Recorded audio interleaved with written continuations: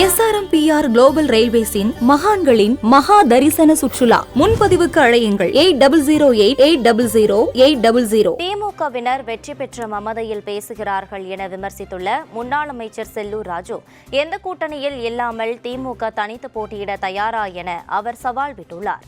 மதுரையில் செய்தியாளர்களிடம் பேசிய செல்லூர் ராஜு, பாஜகவுக்கும் அதிமுகவுக்கும் ஒட்டும் இல்லை உறவும் இல்லை என தெரிவித்தார்.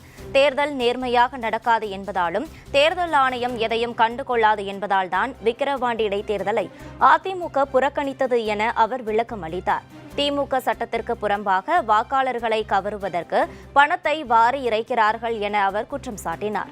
ராகுலின் விடாமுயற்சி காங்கிரஸை கட்டி காக்க வேண்டும் என்ற எண்ணத்தில் உள்ளார் என்றும் அவருக்கு பிறந்தநாள் வாழ்த்து என்றும் செல்லூர் ராஜு கூறினார். எந்த கூட்டணியிலும் இல்லாமல் அதிமுகவை போல திமுக தனித்து நிற்க தயாரா என அவர் கேள்வி எழுப்பினார். பிஜேபிக்கு எங்களுக்கும் ஒட்டு உறவு இல்லைன்னு நாங்களே சொல்லிட்டோம். இது பேசியாச்சு. எங்கள் பொதுச் செயலாளர் சொல்லிட்டாரு. நாங்கள் எதனால இந்த தேர்தலை புறக்கணிக்கிறோன்றதும் சொல்லிட்டோம். ரெண்டாவது, தேர்தல் முறையாக நடக்காது, தேர்தல் ஆணையம் கண்டுகொள்ளாது. வெற்றி பெற்ற மம்மதையில் பேசுகிறாங்க.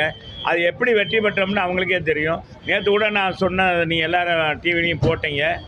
இப்போவும் சொல்கிறேன், திமுக தனித்து நிற்க தயாரா? எந்த கூட்டணியும் இல்லை. நாங்கள் தனித்து நின்று திராவிட முன்னேற்ற கழகம் உதயசூரியனில் தனித்து நின்று நாங்கள் நிற்போம். எல்லா கட்சிகளும் தனித்து நின்று அவங்கவுங்க திறமையை காமிக்கட்டும், அவங்களுடைய செல்வாக்கை காமிக்கட்டும், நிற்க தயாரா என்பதை நான் கேட்குறேன்.